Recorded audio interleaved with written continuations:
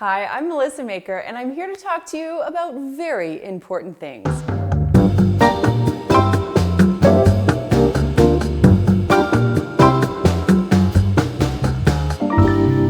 Cutting through procrastination to make a change? Now that's important. I made this video for you, so let's get into it. And be sure to stay tuned to the end where I will share with you one fun fact about me. For those who don't know me, here's a super quick bio. In 2006, I started a cleaning company in Toronto, Canada, where I live.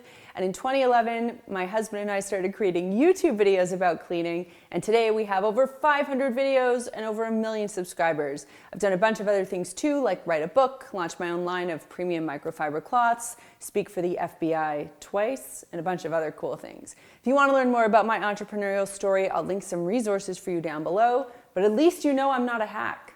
Dreaming isn't doing. Dreaming is nice, but it doesn't get you much further than a good idea.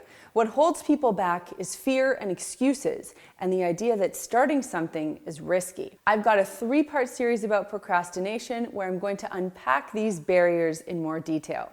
And by the end of this series, my expectation is that you'll feel a sense of relief about the monsters that have been holding you back, and you'll feel inspired and able to do what you've been putting off.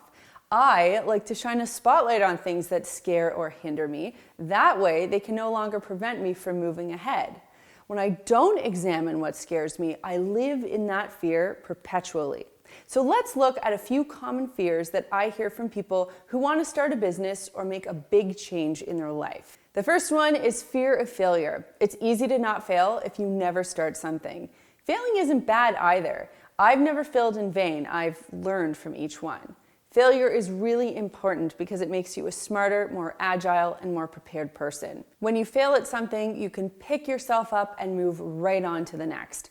Failing can be scary, or it can be a valuable life lesson. Every time you fail, you're one step closer to succeeding. Next up is your fear of being made fun of. What if you explore your deepest, darkest secret, your longest standing dream, and people think it's stupid or silly or unimportant? How will you ever be able to handle the teasing and the rejection? It is scary to show a part of yourself to other people that you've kept quiet for so long. But here's the thing, everyone has those thoughts. You've got the guts to act on them. Frankly, what others think of you is none of your business anyway. And you might get to say, "Told you so," years later, the way that I do now, because several people told me that starting a cleaning business was a bad idea. Third, the fear of losing money. Will you be broke, worse off than before, or have to move home with your parents? Yeah, I get this. But remember, you're likely not starting up $1 million business today. You'll be able to build it up to that if you want. But when you start small and you scale as you go. Something that you can do is put some money aside, however long it takes, to start your business, and tell yourself that that little pot of money is there for you to grow your business. In the worst case, you have your other income, and the money that you've lost is simply the pot of money that you've put aside for this venture. It becomes really scary when you take out big loans, you put money on your credit cards, or you come up with other ways to finance your upstart that you don't feel are safe or sustainable.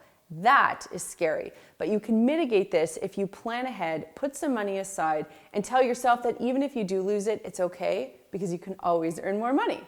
Then you don't have that fear of losing money looming over you. The reason I love to unpack fears is because once you do, you see that everything is manageable. You can play out all the scenarios, all the decision trees, and oftentimes see that the things that are holding you back the most really aren't as bad as they sounded in your head. In fact, in our heads, it often feels like fears roll around and pick up size and speed like giant snowballs rolling down a hill. When you stop them in their tracks, they melt away. You feel clearer, you feel more capable and enabled. If you're holding back, ask yourself, what's the worst that can happen? And you'll likely see that the worst case scenario is nowhere near as bad as you believed. I hope you found this video helpful, and please tune in for the next video in this series where I'll talk about procrastination excuses.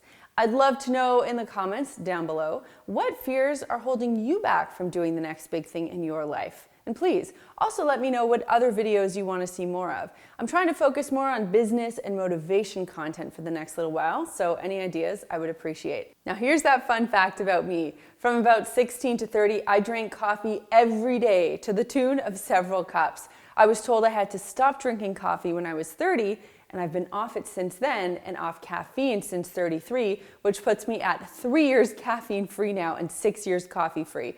It's been by far one of the hardest things I've had to do, but I've been able to function without it just fine. Please give this video a thumbs up if you liked it, and remember to subscribe to stay on top of some very important things. Until next time, remember, you got this.